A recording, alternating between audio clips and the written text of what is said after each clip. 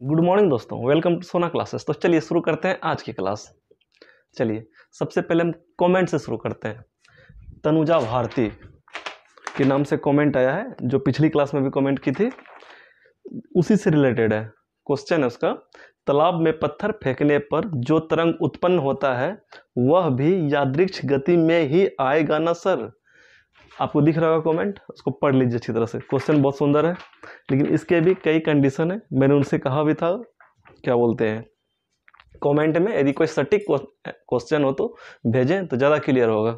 चलिए कोई बात नहीं, फिर इसी को मैं थोड़ा सा समझा देता हूँ क्या करना चाह रहा है, क्या ये पूछना चाह रहा है। ठीक है, देखिए तालाब, जब तालाब में हम पत्थर फेंकते हैं ना, तो आप देखिएगा पानी ऐसे ऐसे बनता है। ठीक है, समझिएगा बात को, ऐसे ऐसे, जैसे देखिए जैसे पानी है, तो आप देखिएगा ऐसे ऐसे पानी चलेगा, हलचल मारेगा। ठीक है, इसको बोलते हैं हम तरंग। क्या बोलते हैं? लहर, लहर या फिर तरंग बोलते हैं। पानी में जो उत्पन्न होता है, जब कोई पानी का कण इस तरह से चलता हो तो इसको क्या बोलेंगे हम? तरंग गति बोलते हैं। ठीक है, जब आप तरंग चैप्टर पढ़ोगे ना, ध्वनि चैप्टर, उसमें अच्छी तरह से पढ़ाया जाएगा। उसको बोलेंगे हम तरंग गति। जब ये शेप में दिखता हुआ इसे आगे जाएगा तो क्या बोलेंगे उसको हम? तरंग गति। लेकिन यहाँ पर क्या होता है, यदि दूसरा क्वेश्चन ये पूछ दिया जाए आपसे कि उसके जो कण है, कण किस तरह का गति करता है, किसका? जल का कण। उसका कण जो है ना, देखिए जब ये तरंग बनाता है ना, जो जल का एक कण है वो अपने जगह पे ही लंबवत क्या होता है, कभी ऊपर जाता है कभी नीचे जाता है। वो ना आगे जाता है ना ही पीछे जाता है। कहाँ जाता है वो? लंबवत ऊपर, कभी ऊपर चला जाएगा कभी नीचे चला जाएगा। उसी हिसाब से जो ऐसे ऐसे चलता है ना, कण ऊपर नीचे करता है। जब नीचे हो गया तो ऐसे पानी गया, फिर ऐसे गया, ऊपर उठ गया, फिर नीचे आ गया। समझ रहे हैं ना? तो अगर यदि मान के चलिए एक ही जगह पे आपका आगे पीछे करे तो उसको क्या, कौन सा गति बोलते हैं? दोलनी गति। बताए थे ना, तो वो किस में आएगा? दोलनी गति में। इसलिए मैं आपको कहा था कि यदि कोई एक्यूरेट क्वेश्चन हो तो बताएं आप, तो उसका एक्यूरेट आंसर देने का मैं प्रयास करूंगा। ठीक है, चलिए इस यहाँ पर दो कंडीशन था। पहला क्या था, उसका कण का यदि पूछा जाए, और दूसरा क्या बोल रहा था वो, क्या सर ये यादृच्छिक गति में आता है ना? यादृच्छिक गति में तभी आएगा वो जब पानी का कण बह रहा हो। जब एक्चुअली होता है क्या ना, जब बहुत सारे पानी एक साथ बहते हैं, बहते मतलब आगे की ओर जाता है, तो होता क्या है कि एक कण दूसरे कण को धक्का मारता है, कभी वो कण इधर चला गया, कभी उधर चला गया, कभी इधर चला गया। लेकिन जब हम पत्थर फेंकने की सिर्फ बात कर रहे हैं, तो वो भी शांत जल में, तो क्या होगा वहां पर कण है ना, जल का कण बस ऊपर नीचे होता है, पानी आगे नहीं जाता। ठीक है, आप देखिएगा क्या करना है, एक कोई हल्का सा पदार्थ रख दीजिएगा, कहाँ पे? पानी की सतह पे, और एक पत्थर फेंकिएगा। वो पेपर क्या होगा ना, बस ये ऊपर नीचे होगा, वो आगे नहीं जाएगा। ठीक है, क्या होगा, वो ऊपर नीचे होगा। तो इसमें क्या हो जाएगा? दोलनी गति हो जाएगा। लेकिन जब तरंग के साथ कोई चलेगा, इस तरह के शेप में कोई अगर भागेगा पदार्थ, तो क्या हो जाएगा? तरंग गति होगा। चलिए ठीक है, यहां तक समझ में आ गया। अब नेक्स्ट देखते हैं। अभी पिछले क्लास में आपका क्या हुआ था? दूरी और समय ग्राफ। ग्राफ क्या है? राशियों के बीच के संबंध को दिखाता है क्लियर तरीके से। ठीक है, क्या करता है? राशियों के बीच के संबंध को दिखाता है या दर्शाता है। वो कौन करता है? ग्राफ करता है। अब किसके बीच में देखेंगे? चाल और समय ग्राफ क्या कहता है। ठीक है, कौन सा? चाल और समय ग्राफ।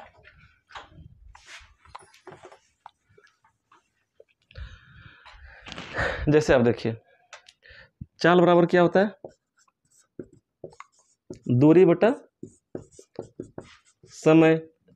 दूरी बराबर चाल गुना समय। यदि हम मान लेते हैं कोई वस्तु, कोई भी, चाहे आप या मैं, कोई वस्तु यहाँ से चलना शुरू किया, सबसे पहले देखना है ग्राफ में मैं क्या क्या लिया हूँ। चाल और समय बोल रहा है, तो एक एक्सिस क्या रहेगा? चाल रहेगा। वो किस में है? मीटर प्रति सेकेंड में। दूसरा एक्सिस किस में है? समय ले रखा हूँ, वो किस में है? सेकेंड में। ठीक है, ये मीटर प्रति सेकेंड में हो गया चाल, और ये समय सेकेंड में हो गया। यानी कि 20 40 देख रहे हैं ना, 60, ये 20 सेकेंड, 40 सेकेंड, 60 सेकेंड, 80 सेकेंड है। और ये क्या है? 10 मीटर प्रति सेकेंड, 20 मीटर प्रति सेकेंड, 30 मीटर प्रति सेकेंड, 40 मीटर प्रति सेकेंड है। यहाँ तक समझ में आ गया। अब यदि कोई पदार्थ 20वां सेकेंड बाद, मान के चलिए अभी मैं टाइमर लगा के छोड़ दिया 0 पे, लेकिन हम अभी कोई कार्यवाही नहीं कर रहे हैं, कब से कार्यवाही करना शुरू कर रहे हैं? 20वां सेकंड के बाद। कार्यवाही मतलब जैसे कि हमको अब चलना हो, भागना हो, स्टार्ट करना हो, तो स्टार्टिंग पॉइंट हम कितना सेकंड बाद करते हैं? 20 सेकंड बाद। मान लेते हैं हम, आप यहाँ से भी कर सकते हैं, लेकिन हम मान रहे हैं कि 20वां सेकंड बाद कर रहा है। वो क्या कर रहा है? कार्यवाही स्टार्ट कर रहा है। वो पूरे जो है एक समान चाल से 30 मीटर प्रति सेकंड की चाल से चल रहा है, भाग रहा है। कितना देर भागता है? 40 सेकंड तक भागता है। यानी कि 20 सेकंड से स्टार्ट करता है, जाके 60 सेकंड पे जाके स्टॉपवॉच को बंद कर देता है, वहां जाके रुक जाता है। तो उस बीच में वो कितना दूरी तय किया, इसी के संदर्भ में हमको थोड़ा सा पढ़ना है, समझना है इस ग्राफ में। ठीक है, चलिए 20वां सेकंड से कितना, किस चाल से स्टार्ट किया था? एक समान चाल से। उसका चाल क्या था? मान लिए थे हम 30। कब तक भागा था? 60 तक। यानी कि 20 सेकंड से स्टार्ट किया, 60 सेकंड तक भागा। ठीक है, इसको इससे मिला लेते हैं, मिला लिए। अब देखिए, तो दूरी बराबर क्या होता है? चाल गुना समय। यहां पर चाल कौन सा है? ये आपका हाइट क्या है? चाल है ना। और ये दूरी कौन, समय कौन सा है आपका? ये दूरी, यहां से जो हम चलना शुरू किए थे, नहीं किए थे, कितना है ये? जो भी हो, मान चलिए समय जो भी हो,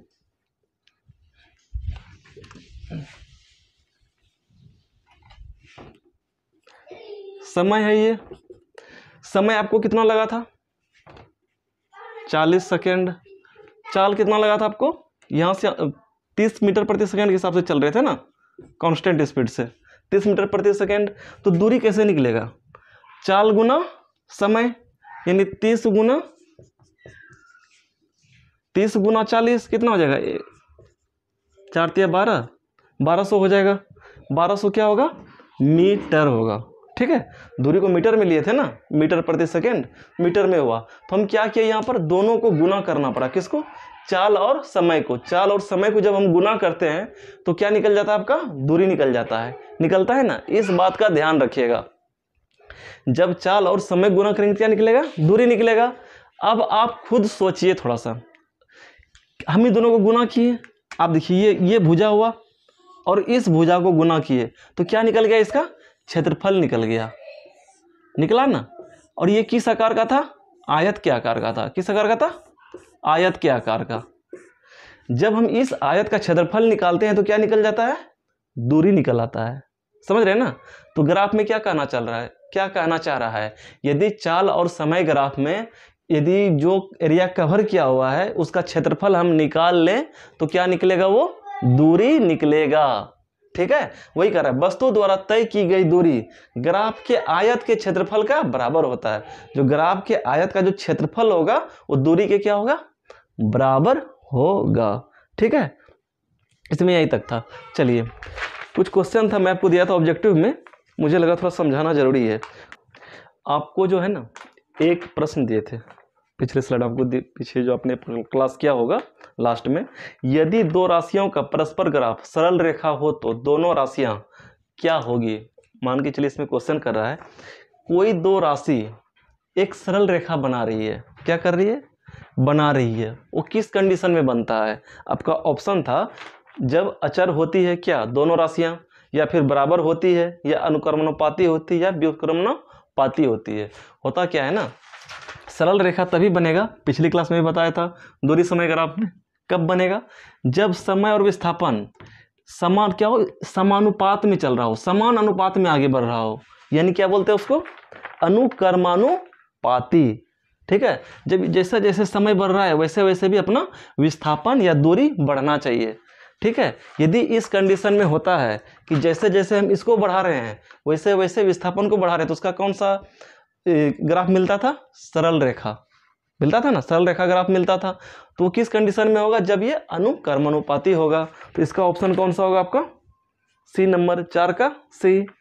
ठीक है, चलिए यहाँ तक समझ में आ गया। अब चलिए देखिए, आपको जैसे दूरी समय ग्राफ बताए थे वैसे ही आपका क्या है? विस्थापन समय ग्राफ।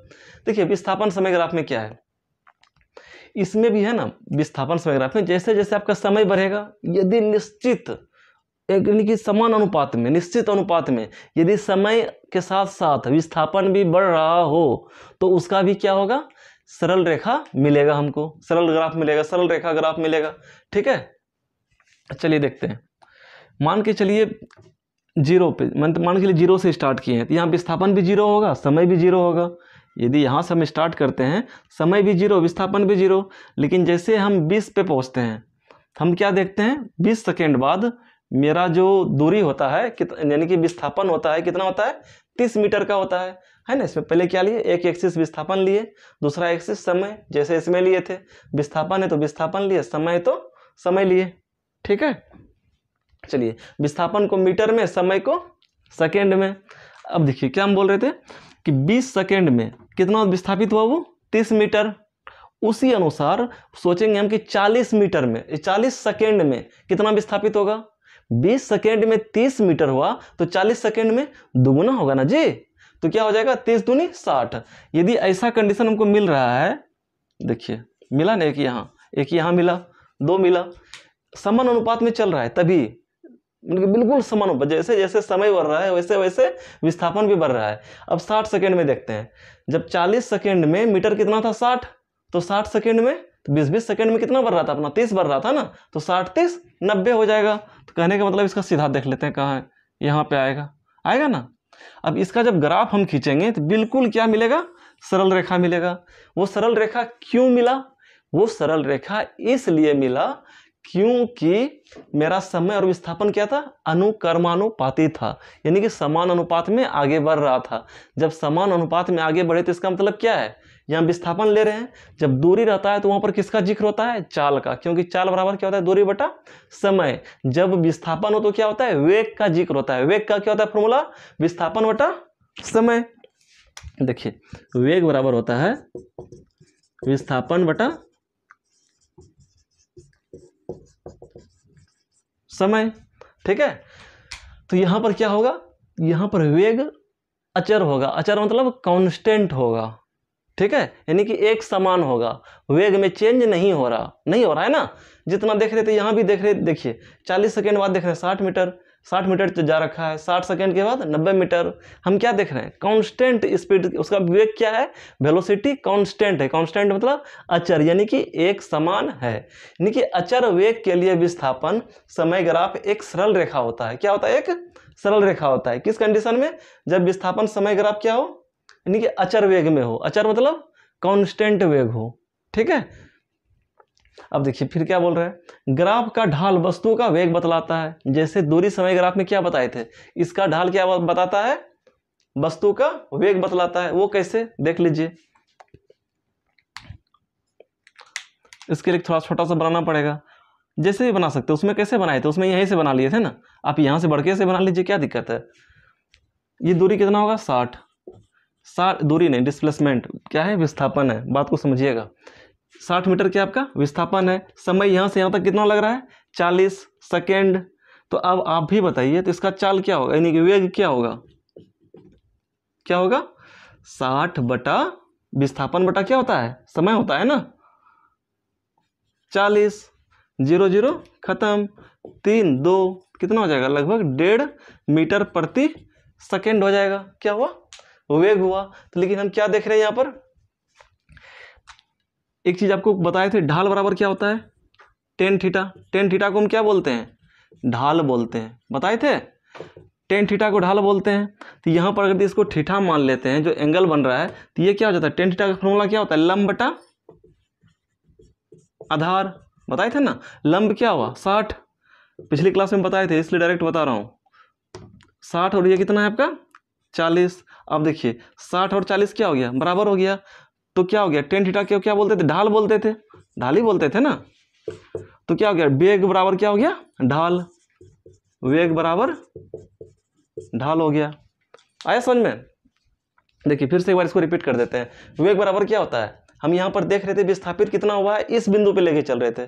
किस बिंदु पे, यहां से लेके यहां तक को लेके चल रहे थे। हम यहां से यहां तक क्या देख रहे हैं, 40 सेकेंड में अपना कितना विस्थापन होता है, यानी कि जो कोई वस्तु विस्थापित होता है वो 60 मीटर होता है। और समय कितना लगा था हमको, 40 सेकेंड। तो वेग कैसे निकलेगा, 60 बटा 40, यानी कि 1.5 मीटर प्रति सेकेंड। उसी तरह से जब हम ढाल निकालते हैं, ठीक है, जब ज्यामिति में ढाल निकालते हैं ना, त्रिकोणमिति में, तो हम कैसे आपको तो बताए नहीं, क्लास नहीं लिया अभी, लेकिन जो पढ़े होंगे और जो पिछली क्लास में बताए थे ढाल को लेके, कैसे बताए थे, टेन थीटा बराबर क्या होता है, लंब बटा आधार। ठीक है। जब लंब बटा आधार हुआ तो क्या हो गया, लंब कितना है इसमें 60 और आधार कितना है 40, 60 बटा 40 हो गया। यानी कहने का मतलब क्या, ये दोनों क्या हो गया, बराबर हो गया ना। तो यानी कि वेग किसके बराबर हो गया, ढाल के बराबर हो गया। वही कह रहा है अचर वेग के लिए विस्थापन समय ग्राफ एक सरल रेखा होता है। ठीक है, जब अचर वेग होगा तो इसका जो समय ग्राफ होगा क्या होगा, एक सरल रेखा होगा। सरल रेखा मतलब सीधी रेखा। यदि हम ऐसा करते हैं कि वेग जो है ना अचर ना हो, वेरिएबल हो, मान के चलिए 20 सेकेंड में 30 मीटर दूरी किया, यही 40 सेकेंड में 75 मीटर दूरी तय कर जाती, यहाँ रहता। यदि करता तो यदि कि वेग को बीच में बढ़ा देते हैं, एक समान नहीं होता। तो अब देखिए ग्राफ कैसे बनता, यहाँ से यहाँ जाता, फिर ऊपर जाता, फिर इसमें जाके मिल जाता, नहीं मिलता। देख लीजिए एक बार, ऐसे जाता, फिर यहाँ आता, फिर अगर यदि कुछ बदलता तो फिर इस तरह से निकल जाता। तो क्या हो गया, ये आपका वो समान वेग हो गया, नहीं हुआ। तो वही कह रहा है अचर वेग के लिए ही विस्थापन समय ग्राफ में क्या होगा, एक सरल रेखा बनाएगा।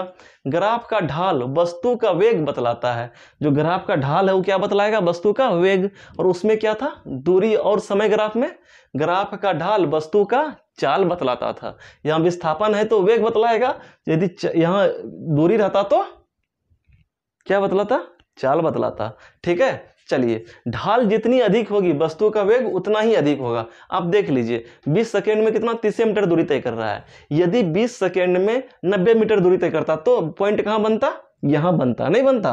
देखिए ढाल कितना खड़ा बनता ना। तो वही कह रहा है ढाल जितनी अधिक होगी वस्तु का वेग उतना ही अधिक होगा।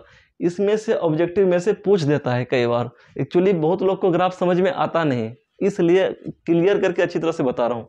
कृपया इसको ध्यान में है ना अच्छी तरह से बिठा लीजिएगा। चलिए तो ठीक है, देखते हैं नेक्स्ट ग्राफ। अब देखते हैं वेग समय ग्राफ। ठीक है, उसके बाद वेग समय ग्राफ से त्वरण। अभी आपने क्या देखा, विस्थापन और समय। विस्थापन और समय से क्या निकालते थे हम, वेग। अब वेग और समय से क्या निकालेंगे हम, विस्थापन। ठीक है, तो कैसे निकालेंगे, चलिए देखते हैं। वेग बराबर क्या होता है,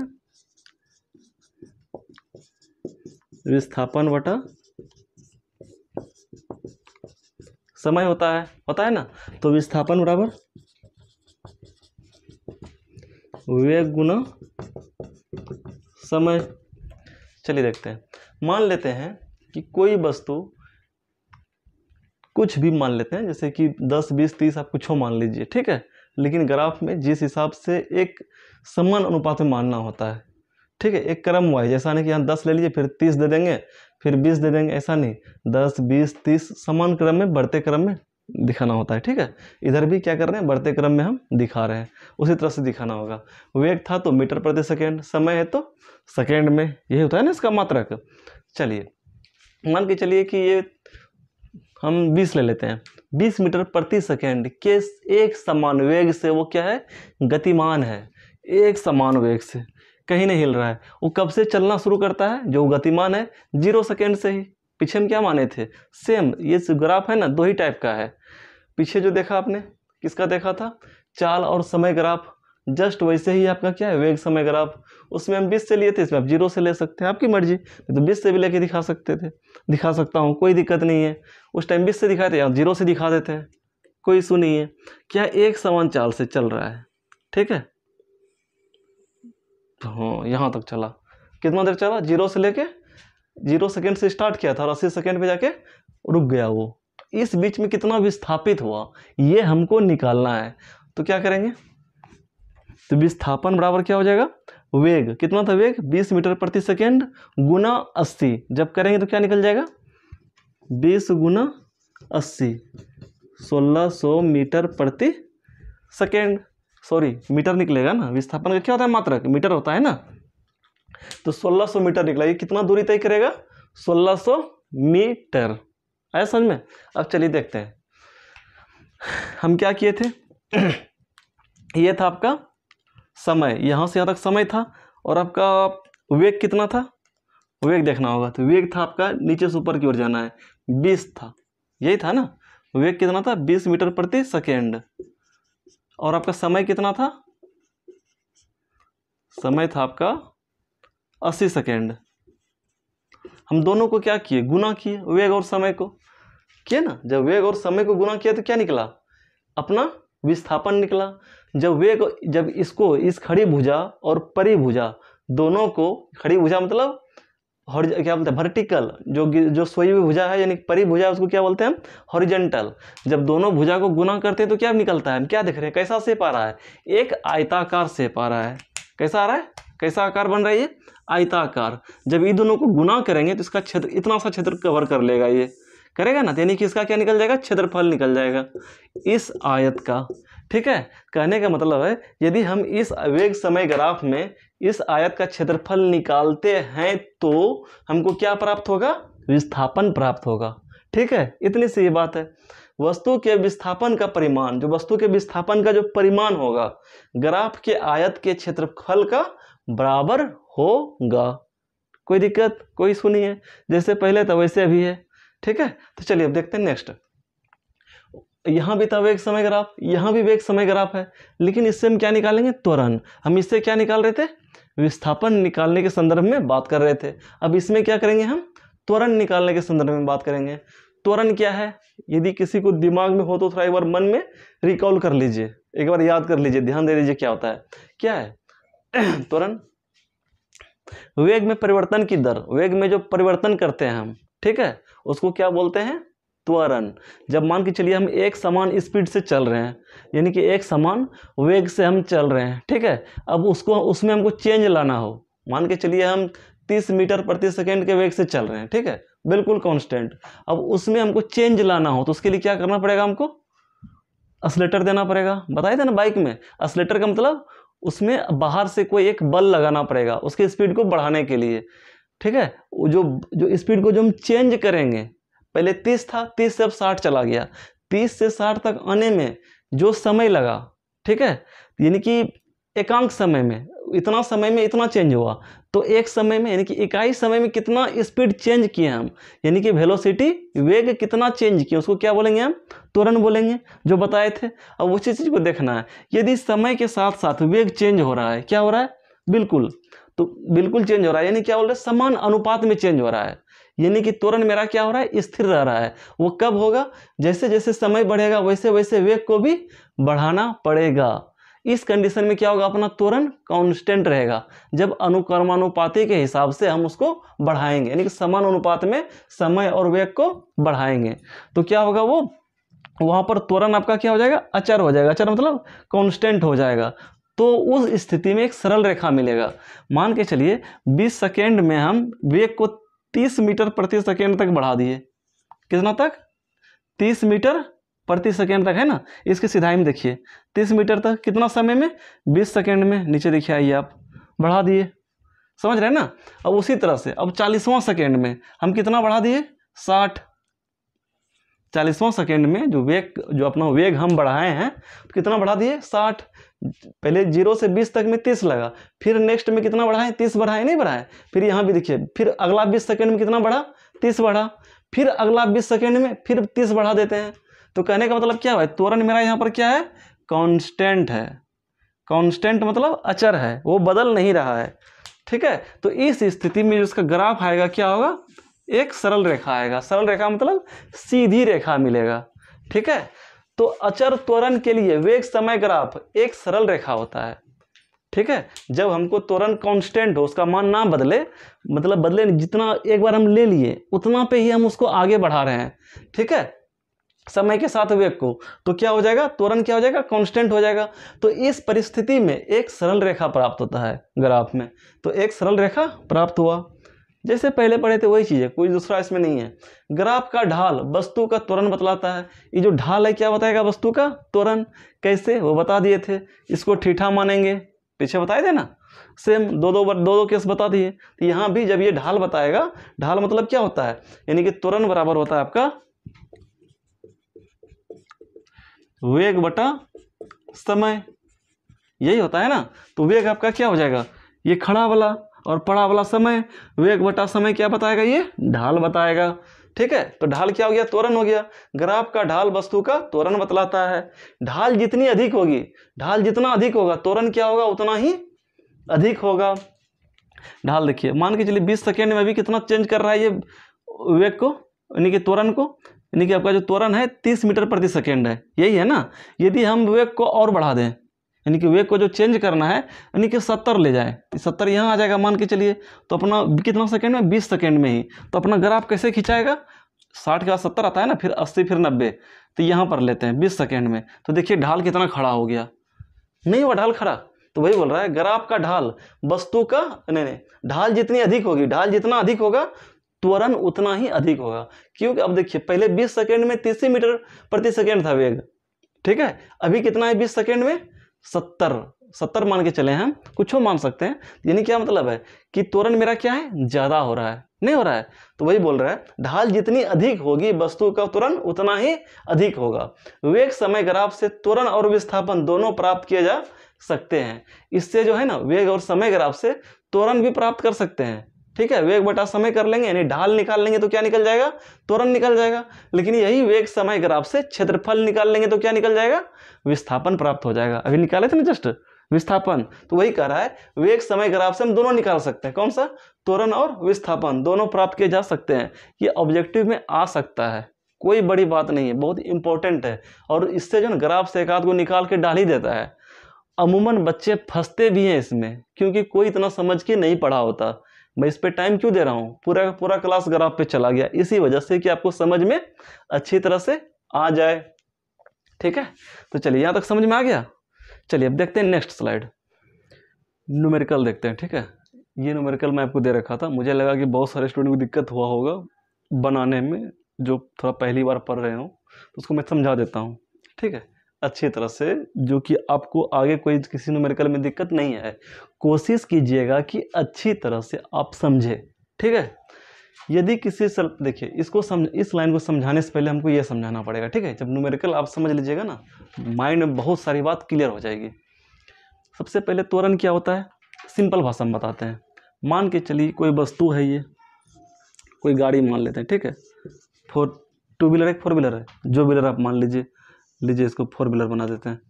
अब इसको 8 पहिया बोल दीजिएगा आप, 1 2 3 4, 4 सामने, 8 पहिए वाला ये चल रहा है। इसकी स्पीड अभी क्या है, कुछ होगा, इनिशियल स्पीड मतलब क्या बोलते हो, प्रारंभिक वेग।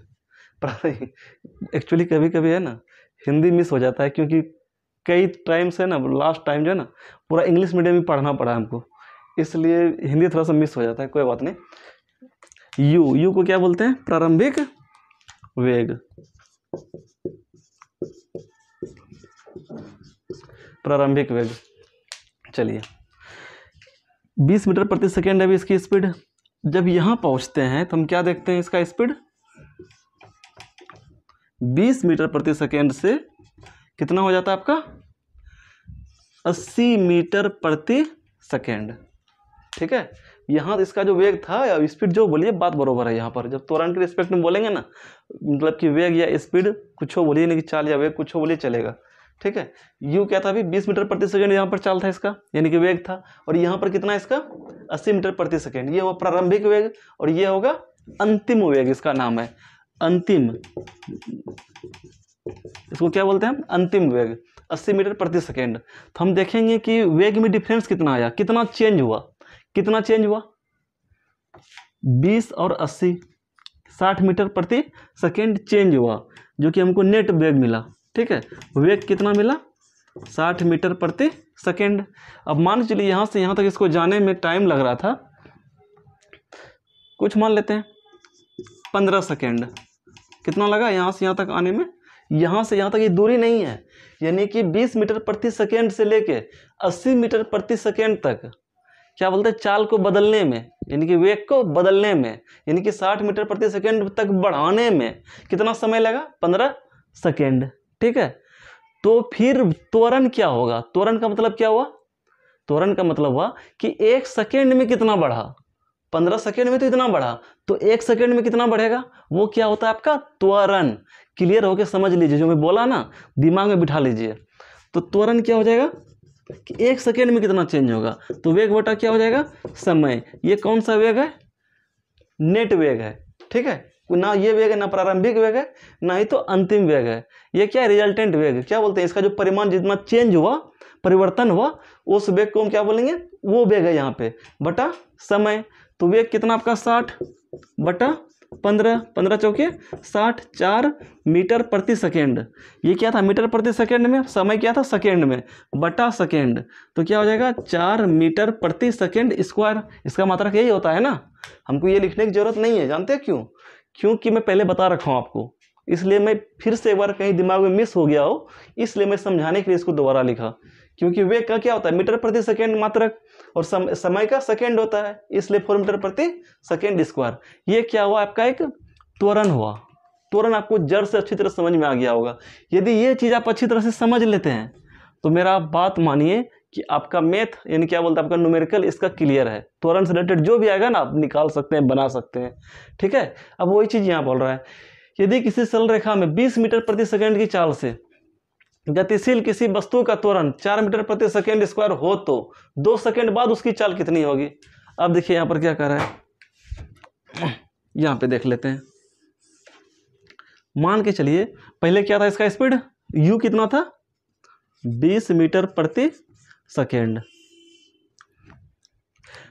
ठीक है, 2 सेकेंड बाद, कितना सेकेंड बाद, 2 सेकेंड बाद, 2 सेकेंड लिखे ना, 2 सेकेंड बाद इसका कितना हो जाता है त्वरण। त्वरण को क्या से मानते हैं, ए से मानते हैं, 4 मीटर प्रति सेकेंड स्क्वायर। समझ रहे हैं ना बात को। अब देखिए तो हो तो 2 सेकेंड बाद उसकी चाल कितनी हो जाएगी, यानी कि 2 सेकेंड बाद चाल कितनी हो जाएगी, यानी कि भी कितना हो जाएगा। भी मतलब क्या हुआ आपका अंतिम वेग कितना हो जाएगा। तो आपको पता है ना कि v माइनस यू बटा टी बराबर ए होता था, नहीं होता था, ए बराबर, इसके आगे देखते हैं, ए बराबर क्या था v माइनस यू, अंतिम वेग में प्रारंभिक वेग को घटाते थे, घटाए थे ना 80 में, किसको घटाए थे 20 को घटाए थे, याद होगा, बटा समय, समय कितना लगा था टी, समय था ना, मान लेते हैं टी लगा है। हम ये मेरा क्या था एक त्वरण का फॉर्मूला है एक तरह से, मान लीजिए आप एक तरह से क्या मानना है, सूत्र ही है। ठीक है, चलिए अब इसी पे हम बैठाएंगे। देखिए ये कितना आपका 4 है ना, ये हमको दिया हुआ है त्वरण। सबसे बड़ी चीज़ क्या हमको देखना होता है कि इसका मात्रक क्या सभी में है, दूरी का मात्रक क्या मीटर में, यहाँ भी मीटर में, समय सेकंड में, यहाँ सेकंड में। ये चीज़ को मिलाना बहुत ज़रूरी है, पहले इसको मिलाते हैं तब कैलकुलेशन हम आगे करते हैं। अब देखिए ए कितना है 4 है, बराबर भी निकालना है, यू कितना आपका 20 है, तो 20 से दिया था ना, हाँ 20 से दिया, यहाँ भी 20 है, बटा समय कितना दिया है 2 सेकेंड, 2 ही सेकेंड लगा ना, 4 दूनी 8 बराबर v माइनस यू। अब देखिए v माइनस 20 है ना, 20 को इधर लाएंगे तो क्या हो जाएगा प्लस में हो जाएगा, 20 8 28 मीटर प्रति सेकेंड। तो आंसर क्या हो गया 28 मीटर प्रति सेकेंड। इसका मतलब हुआ कि अंतिम वेग क्या हो गया 28 मीटर प्रति सेकेंड। तो यहाँ क्या कहने का मतलब हुआ, यदि कोई वस्तु 20 मीटर प्रति सेकेंड की चाल से चलना प्रारंभ करे 2 सेकेंड बाद, यदि उसका त्वरण 4 मीटर प्रति सेकेंड स्क्वायर हो तो उसका अंतिम वेग जो प्राप्त होगा कितना सेकेंड बाद, 2 सेकेंड बाद, वो 28 मीटर प्रति सेकेंड होगा। ठीक है, साथ साथ इसको उतारते चलिए, क्या बोलते हैं, ऐसा नहीं कि बाद में उतारेंगे, ऐसा कुछ नहीं करना है, थोड़ा पॉज करके उतारना पड़े तो इसको नोट कर लीजिए नोटबुक में, और जैसे समझा रहा हूँ एक करके वैसे समझने का कोशिश कीजिए। मुझे पता है अभी आपको क्लियर समझ में आ रहा होगा, लेकिन एक बात याद रखिएगा, इसको रिवीजन बहुत ज़रूरी है, बार बार समझा रहे हैं आपको। यदि रिवीजन छूट गया तो सवाल छूट गया। ठीक है, ऐसा नहीं करना है गलती। चलिए अब इस लाइन को समझाता हूँ थोड़ा सा, ये मैं आपको पिछले क्लास में ऑब्जेक्टिव में दे भी रखा हूँ। ठीक है, इसमें क्या कहना चाह रहा है, चलिए इसको देखने से पहले देख लीजिए। मान के चलिए त्वरण, त्वरण बराबर क्या होता है, वेग में जो परिवर्तन हुआ, जो वेग वही ना होता है जो परिवर्तन हुआ, बटा समय, यही देते हैं, यही है ना। अब दूसरा देखिए, आगे अगला स्टेप देखते हैं। त्वरण को क्या मानते हैं हम ए, वेग को क्या मानते हैं भी, समय को क्या मानते हैं टी, यही मानते हैं ना। चलिए ए बराबर, अच्छा भी को हम क्या लिखते हैं, भी क्या आपका वेग है। वेग क्या होता है, वेग विस्थापन में परिवर्तन की दर, यानी कि 1 सेकेंड में कितना वो विस्थापित हुआ, उसको क्या बोलेंगे, क्या बोलेंगे विस्थापन, यानी कि दूरी बटा, यानी कि विस्थापन बटा समय, बटा समय, यही हुआ ना, नीचे भी समय नीचे भी समय। अब देखिए नीचे जब बटा बटा हो तो क्या हो जाएगा, टी स्क्वायर हो जाएगा, ठीक है। ए बराबर विस्थापन बटा टी स्क्वायर। अब विस्थापन को भी मान सकते हैं, लेकिन आपको क्लियर समझने के लिए आपको विस्थापन लिखा हूं, ठीक है। विस्थापन किसे सूचित करते हैं, एस से ना, ठीक है। चलिए तो विस्थापन बराबर क्या हो जाएगा, कोना कोनी गुना करेंगे, ए टी स्क्वायर। ये क्या आपका त्वरण है। अब देखिए यहाँ पर, यहाँ से निष्कर्ष निकलेगा, क्या निष्कर्ष निकलेगा, यदि किसी वस्तु द्वारा तय की गई दूरी या विस्थापन, अभी एक ही टर्म में लेंगे, ठीक है। यदि किसी वस्तु द्वारा तय की गई दूरी समय के वर्ग के अनुक्रमानुपाती हो, जो तय की गई दूरी है, दूरी मतलब ये विस्थापन है, समय क्या है टी के वर्ग मतलब स्क्वायर का अनुक्रमानुपाती हो, अनुक्रमानुपाती मतलब समान अनुपात में हो, तो क्या होगा, त्वरण अचर होगा। जैसे जैसे आपका क्या बोलते हैं, समय का जो वर्ग है उसका अनुपात और क्या है विस्थापन, ये दोनों एक ही अनुपात में यदि आगे बढ़ेगा तो क्या होगा, क्या होगा, अचर होगा, यानी कि त्वरण क्या होगा, कांस्टेंट होगा। समझ में आ गया। किसका लेंगे, समय का वर्ग का व्युत्क्रमानुपाती, अनुक्रमानुपाती, ठीक है। देखिए विस्थापन प्रोपोर्शनल टू टी स्क्वायर, समझ में आ रहा है बात को, यानी कि टी स्क्वायर जैसे जैसे बढ़ेगा वैसे वैसे किसको बढ़ाना पड़ेगा, विस्थापन को। ये क्या है, अनुक्रमानुपाती है, ठीक है। अभी एक्चुअली क्या है ना, हमको अनुक्रमानुपाती, व्युत्क्रमानुपाती, समानुपाती मुंह में थोड़ा इसलिए चेंज होता है क्योंकि हम लोग जो पढ़े हैं ना, हम भी हिंदी मीडियम से पढ़े हुए हैं, लेकिन जब हायर एजुकेशन लेते हैं तो उसमें क्या होता है, इंग्लिश मीडियम में ट्रांसफर क्या बोलते हैं, रिवर्स हो जाता है, यानी कि क्या बोलते हैं, चले जाते हैं आप, तो उसमें क्या होता है, directly proportional to, inversely proportional to, ऐसे बोलते थे।